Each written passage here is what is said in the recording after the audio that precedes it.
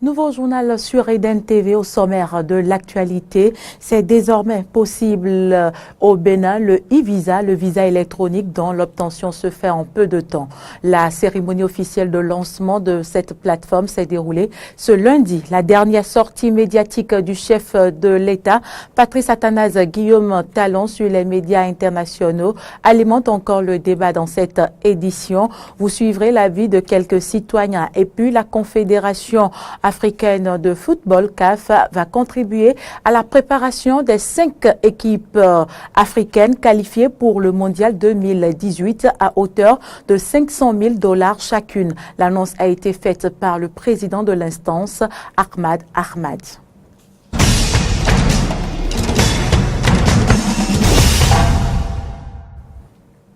Bienvenue à toutes et à tous. Pour faciliter l'entrée au Bénin et rendre la procédure de demande de visa moins contraignante, le gouvernement béninois a décidé de mettre en place le e-visa, un visa électronique dont l'obtention se fait en peu de temps. La cérémonie officielle de lancement de cette plateforme e-visa s'est déroulée ce lundi dans les locaux du ministère des Affaires étrangères et de la coopération. Le gouvernement béninois l'a voulu et c'est désormais chose effective. Le e-visa annoncé a été officiellement lancé ce lundi 23 avril 2018 à la salle Fleuve Jaune du ministère des Affaires étrangères et de la coopération. Le ministre des Affaires étrangères et de la coopération, Aurélien Agbenonsi, était pour la circonstance assisté de ses collègues en charge de l'intérieur, Saka Lafia, celle de l'économie numérique, Aurélie Adam Soulezoumarou et Ozar Domeki du tourisme et de la culture. Le e-visa est une autorisation électronique délivrée via Internet aux ressortissants étrangers désirant rentrer au Bénin. L'objectif principal de la réalisation de la plateforme de e-visa est de simplifier les démarches administratives pour l'ensemble des demandeurs de visa et de faire en sorte que l'on puisse réduire les pièces qui leur sont demandées et que l'on puisse réduire aussi les délais de traitement de ces demandes-là. C'est un système qui intégrera un système sécurisé de paiement en ligne aussi. Et je crois que la grande innovation, puisqu'il s'agit d'une innovation du système de e-visa pour notre pays, est l'automatisation de la délivrance du visa. La demande de visa est désormais déclarative. Les procédures d'entrée au Bénin simplifiées. Une innovation qui répond à l'ambition du président de la République, Patrice Talon, d'optimiser l'exploitation des avantages qu'offrent les progrès scientifiques et technologiques et de révéler le Bénin. Le projet de e-visa a été conduit par l'Agence des services et systèmes d'information ASSI pour le compte du ministère de l'Intérieur et de la Sécurité publique qui est l'ancrage principal. Une présentation de la procédure a été faite par le directeur général de l'ASSI, suivi du message de lancement officiel du ministre Saka Lafia.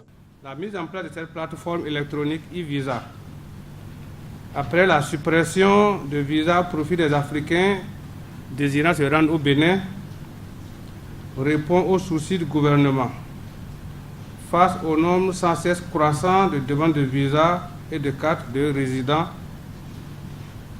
Premièrement, d'améliorer la qualité des services publics offerts en dématérialisant et en facilitant les procédures des dites demandes, puis en améliorant également les méthodes de traitement en vue de disposer d'une archive numérique durable et sécurisée. 2. De faciliter l'entrée aux étrangers dans notre pays. Et 3, d'exploiter toutes les opportunités qu'offrent ces facilités en vue de hisser notre pays au rang de pays moderne.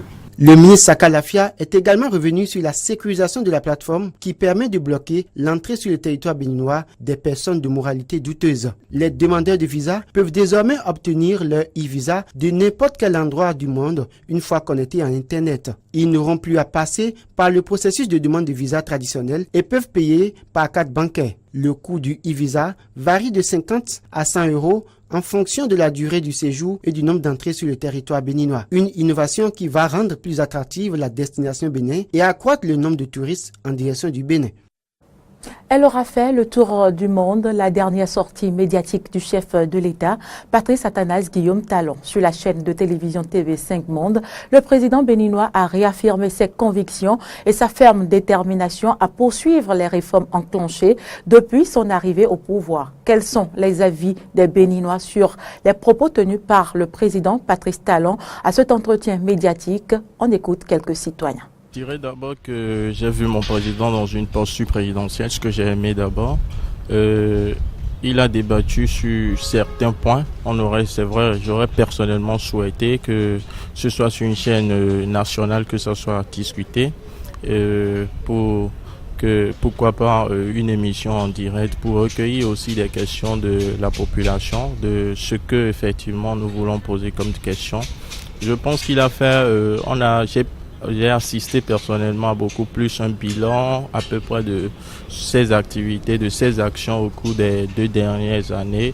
C'est ce que j'ai beaucoup lu dans son intervention. On est déçu du fait de la qualité des journalistes qui ont organisé, je vais dire, ce débat. Les journalistes étaient, je vais dire, agités. Ils n'ont pas laissé le président s'exprimer sur les questions posées. Sinon, c'est un très bon débat s'ils ont pu laisser le président s'exprimer.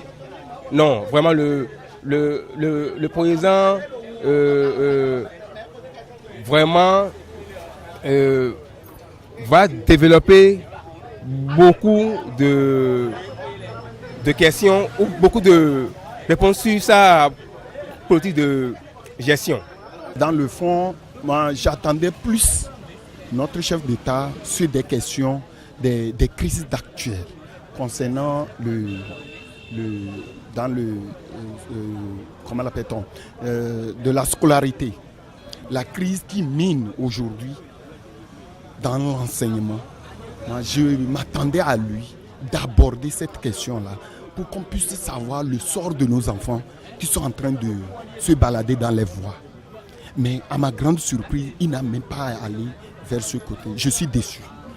Secondo, le COSLEPI, c'est des points qui attirent l'attention de la population aujourd'hui.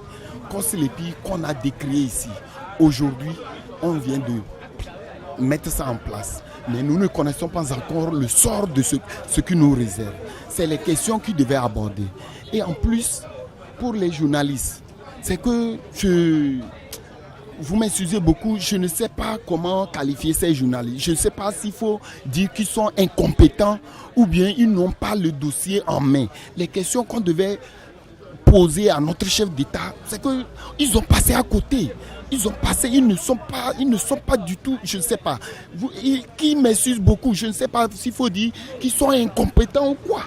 Ou bien je me demande, ou bien c'est le chef de l'État qui les a orientés sur ces questions, qui leur a dit je veux que vous me posiez ces questions et laissez celles-ci. Je ne comprends pas. Si c'est comme ça, c'est malheureux pour notre démocratie. J'ai constaté que le président, depuis sa prise de fonction, n'a pas varié dans sa déclaration. Parce que toutes les questions qui lui ont été posées, je crois que c'est des questions qui lui ont été posées avant et il n'a pas changé. J'ai remarqué que c'est quelqu'un qui sait ce qu'il veut faire. Il sait là où il veut aller et il se donne les moyens pour les atteindre. Voilà, c'est ce que je peux dire. J'ai été très fier, très enthousiaste par rapport aux clarifications qu'il avait eu à apporter vis-à-vis de ce peuple. Et vous savez, aucun gouvernement n'est parfait. Donc même s'il y a des vices polémiques autour de sa gouvernance, je pense que les jours J, le peuple béninois n'y manquerait pas des actes dont pose aujourd'hui le chef de l'État. C'est déjà la saison pluvieuse 2018, un cauchemar pour certains habitants des quartiers de Cotonou. Une équipe de la rédaction de Eden TV s'est rendue à Aglar-Lazunto pour recueillir les appréhensions des habitants du dit quartier. Suivant à travers ce reportage ce que proposent Omori Agua et Denis Maroya. À peine la saison pluvieuse 2018 démarrée et les habitants de certains quartiers de la ville de Cotonou se plaignent. À Aglar-Lazunto, à quelques encablures de la voie principale pavée, les flaques d'eau sont remarquables les unes que les autres. Les riveraines expriment ici leur désarroi.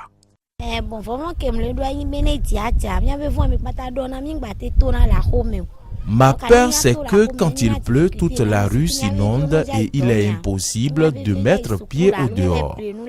Difficile pour les enfants de se rendre à l'école et pour nous-mêmes d'aller au marché faire des emplettes.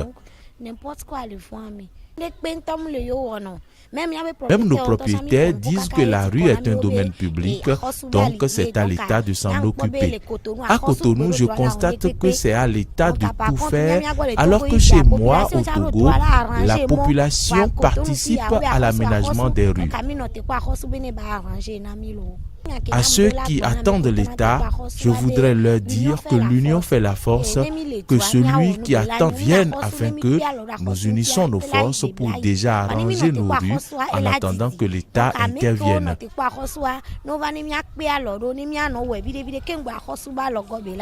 Par exemple, dans notre rue, les gens prennent leur douche en pleine rue avec leur puisard au beau milieu de la voie.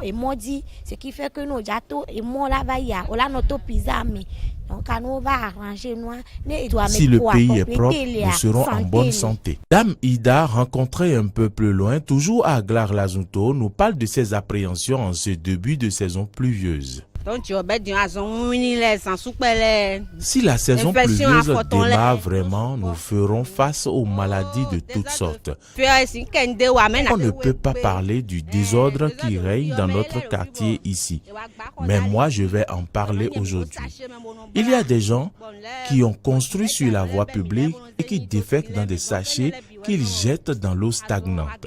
Nos enfants tombent souvent malades et d'ailleurs, nous envisageons quitter le quartier Agla. Les problèmes rencontrés sur place dans ce quartier à Agla diffèrent parfois d'un individu à l'autre.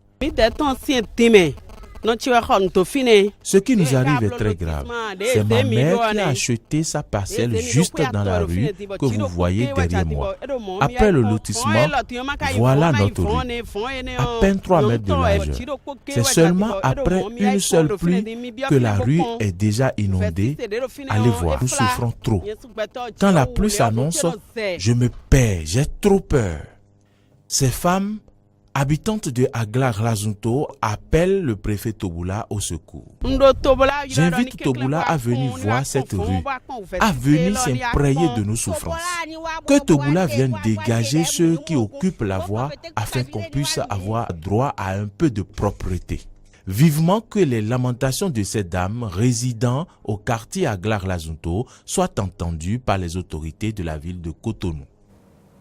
Après les premières pluies de la grande saison pluvieuse, les habitants de Cotonou sont donc déjà inquiets. Mais en matière de prévision pluviométrique que nous réserve la saison 2018, quel sera le comportement des pluies? Les réponses à travers ce reportage. La grande saison pluvieuse démarre à Cotonou et dans les autres villes du sud Bénin.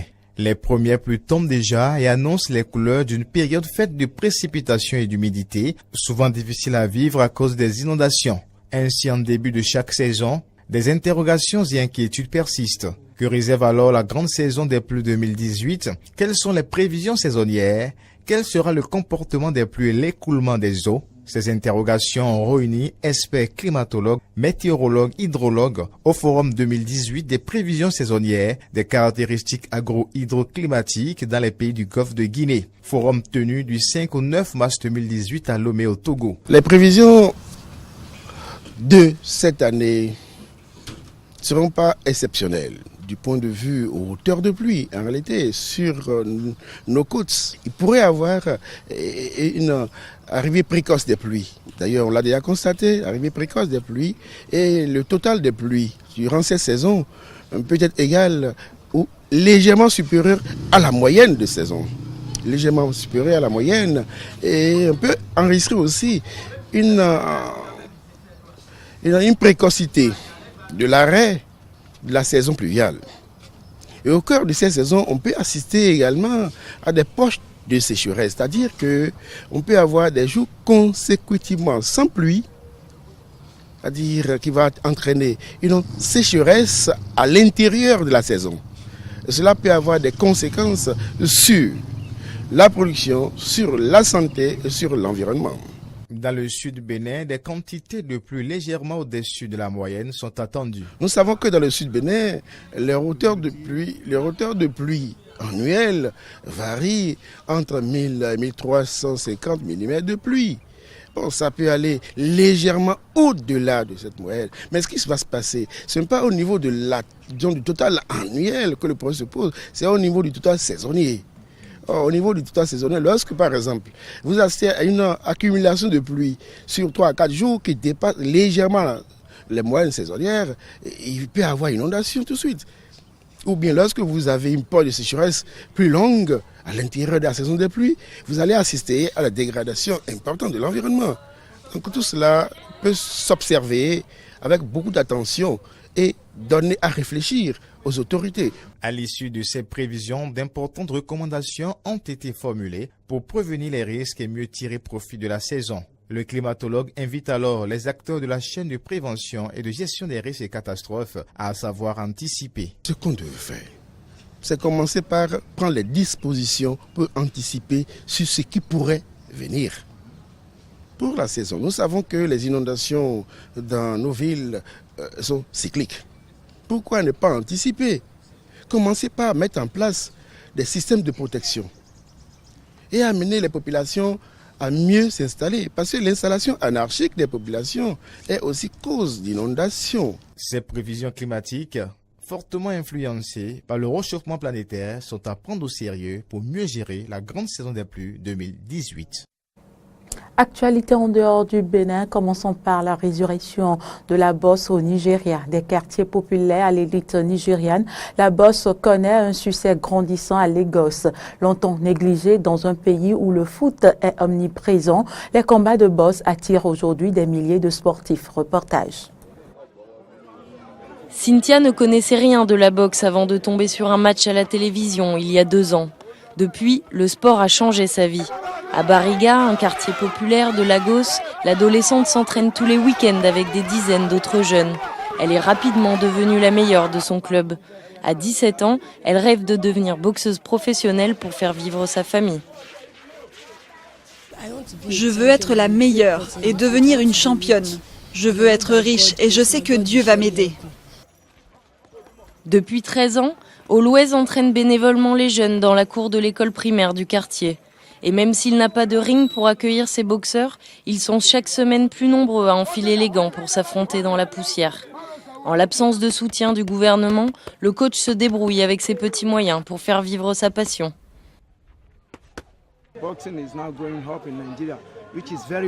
La boxe est en train de décoller au Nigeria et c'est très bien, mais nous avons besoin d'aide et de soutien. L'État de Lagos, comme les autres États, doivent nous aider. La boxe, ce n'est pas facile. Dans les années 50 et 60, le Nigeria a produit les meilleurs boxeurs du continent africain, ramenant plusieurs médailles des Jeux Olympiques. Un âge d'or depuis éclipsé par le football et l'athlétisme. Mais la boxe revient à la mode depuis quelques années. La création de chaînes télévisées spécialisées ont notamment popularisé ce sport. Un succès qui s'invite aussi dans les quartiers chics de Lagos. Nous voulons créer une plateforme durable pour que tout le monde puisse s'entraîner en toute sécurité et dans un environnement serein, mais aussi pour que les gens aient une expérience authentique de la boxe. Contrairement à d'autres pays, au Nigeria, la boxe est le sport de la classe ouvrière. Nous essayons donc de changer cette perception parce que je pense que la boxe doit être accessible à tout le monde. La plupart des champions nigérians font aujourd'hui carrière à l'étranger. Grâce aux passionnés comme Reya, amateurs et professionnels se retrouvent régulièrement sur le ring pour combattre. Et pourquoi pas susciter d'autres vocations. On parle toujours sport. La Confédération africaine de football CAF va contribuer à la préparation des 5 équipes africaines qualifiées pour le Mondial 2018 à hauteur de $500 000 chacune. L'annonce a été faite par le président de l'instance, Ahmad Ahmad. Il a également appelé les fédérations européennes à se prononcer en faveur du Maroc, candidat à l'organisation du Mondial 2026. Quant à l'organisation de la Coupe d'Afrique des Nations en été, elle n'est pas figée et peut être adaptée en fonction du climat, a notifié le président de la Confédération africaine de football qu'on écoute. Moi, j'ai un principe de gestion. Si je suis élu, c'est pour répondre aux attentes des parties prenantes. Et les parties prenantes, que ce soit les fédérations, les joueurs, les entraîneurs, tous, vous avez entendu lorsqu'ils se sont réunis, lorsqu'on les a réunis pour ce symposium. C'est eux qui ont voulu. On a déjà écouté, on a entendu leurs cris, mais on les a réunis officiellement pour qu'il y ait une tribune d'expression. On peut être flexible et on les a dit. On a déjà annoncé dès le départ. C'est pas figé. On peut revoir ensemble avec les parties prenantes dans tel cas comment on fait. Même sur le plan politique, je ne vous le cache pas, on propose à l'Europe. Nous sommes les deux grandes confédérations. Votez pour nous, on votera pour vous aussi la prochaine fois. Et c'est la fédération qualifiée qui est avec son équipe, mais nous, là, on est derrière à ce moment-là. On apporte notre contribution dans la préparation, c'est ce que nous pouvons faire. En 2017, plus d'1 millier de rhinocéros ont été victimes du braconnage en Afrique du Sud, selon les statistiques du gouvernement. Mais parmi les nombreuses initiatives qui existent pour défendre ces animaux, certaines sont plus originales que d'autres. À l'orphelinat pour rhinocéros de Limpopo, des danseurs classiques viennent en aide aux petits orphelins. Reportage. À l'orphelinat pour rhinocéros de Limpopo, en Afrique du Sud, les animaux reçoivent une fois par an une drôle de visite. Celle de danseurs classiques, en tutu et juste au corps. Depuis 4 ans, ils viennent des 4 coins du monde à l'occasion d'un spectacle intitulé « Ballet dans la savane ». Le ballet en Afrique du Sud se bat pour survivre, tout comme l'Afrique du Sud se bat pour lutter contre le braconnage des rhinocéros. Même si le gouvernement sud-africain a durci la législation contre les braconneurs et que le phénomène est à la baisse, plus d'1 millier de rhinocéros ont été tués en 2017. Cette organisation est la première du genre à accueillir les petits orphelins. Mais les amener jusqu'à l'âge adulte a un coût, près de 17 000 $ par mois et par animal. Au début, lorsqu'on accueille des petits, les filles sont avec eux 24 heures sur 24. Elles dorment avec eux, elles en prennent soin et leur donnent tout l'amour dont elles sont capables. Et après cela, nous commençons à couper le contact humain. Une fois par an, l'orphelinat se transforme en scène de danse pour récolter des fonds. Des ateliers sont également organisés par les professeurs au plus près des animaux. Ils espèrent ainsi sensibiliser dès le plus jeune âge à la situation des rhinocéros menacés par le braconnage. Sans ce ballet, certains d'entre nous ne sauraient pas à quel point le braconnage est un problème grave. Mais maintenant, j'ai vu à quel point les choses vont mal. Je sais qu'il y a du braconnage de rhinocéros, mais je ne savais pas que c'était aussi grave. Depuis sa création, le ballet dans la savane a gagné en popularité. Un premier pas de danse vers une plus grande défense des pachydermes dans le pays. C'est la fin de cette édition. Merci de l'avoir suivi. À demain.